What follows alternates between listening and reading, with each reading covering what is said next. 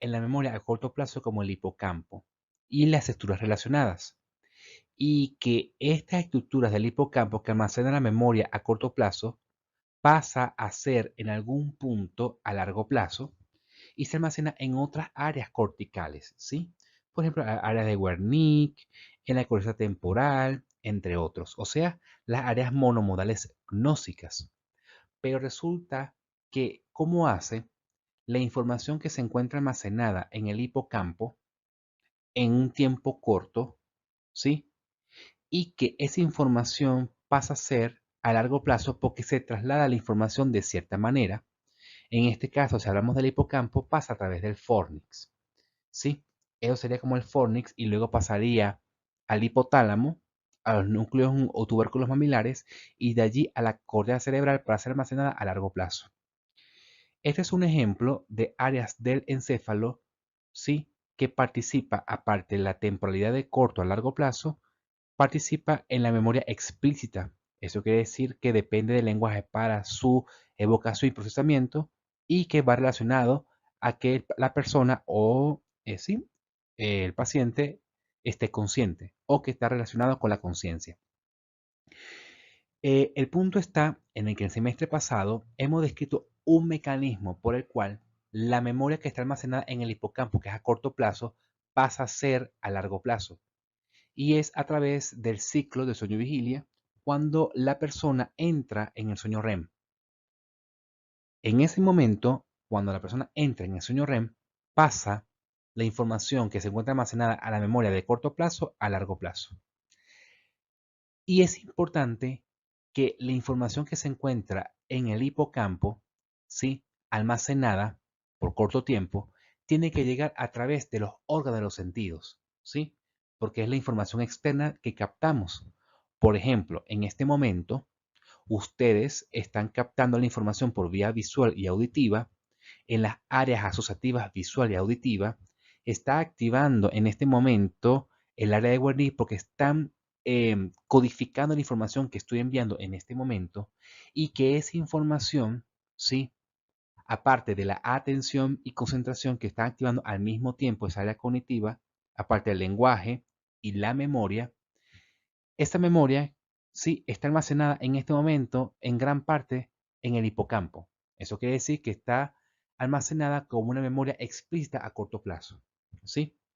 Ahora, si ustedes descansan y entran en la etapa del sueño REM, esa información pasaría de corto plazo a largo plazo y se almacenaría, ¿sí?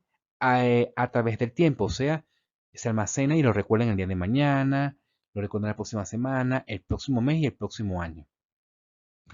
Sí, esa es una de las maneras como la información pasa de corto plazo a largo plazo. Y puede ser que la persona, si de alguna manera esa información no es almacenada en el hipocampo, es una información que se filtra y que de alguna manera se borra. Básicamente información que no tiene relevancia, que le voy a explicar más adelante en qué consiste esto, ¿sí?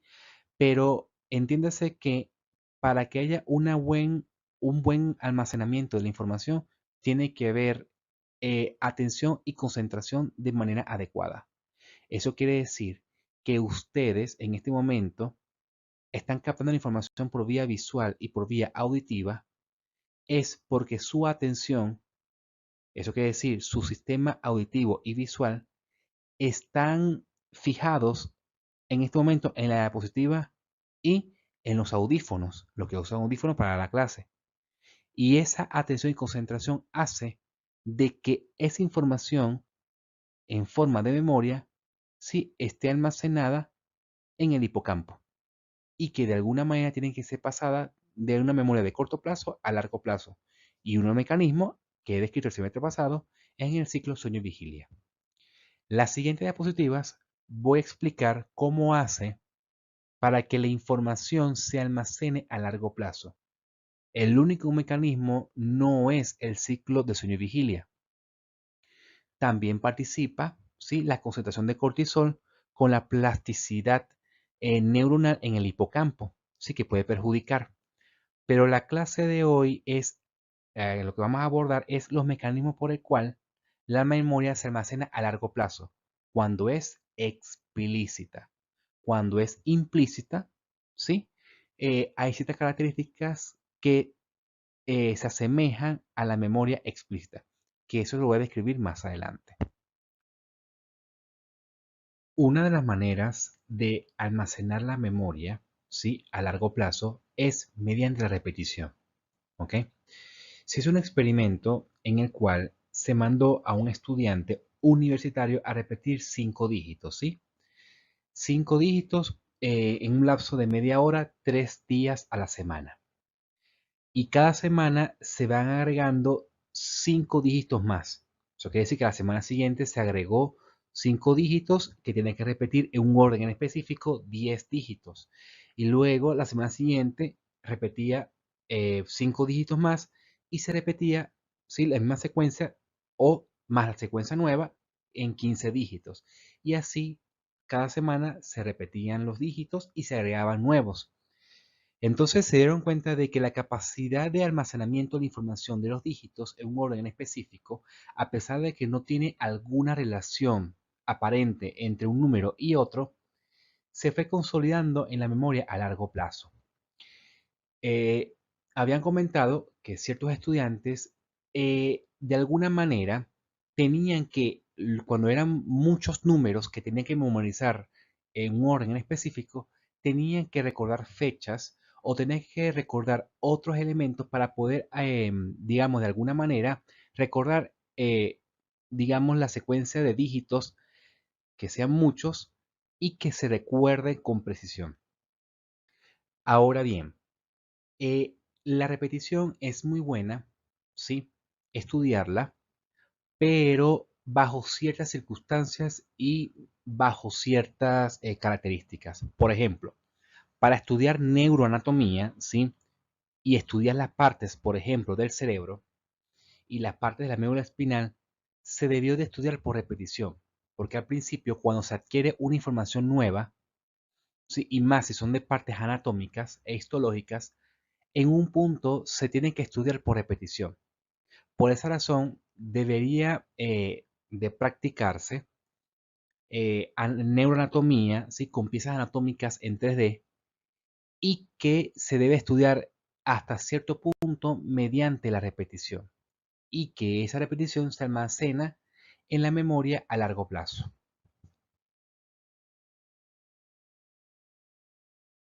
Otra de las maneras de codificar la información y ser almacenada a largo plazo es mediante la asociación.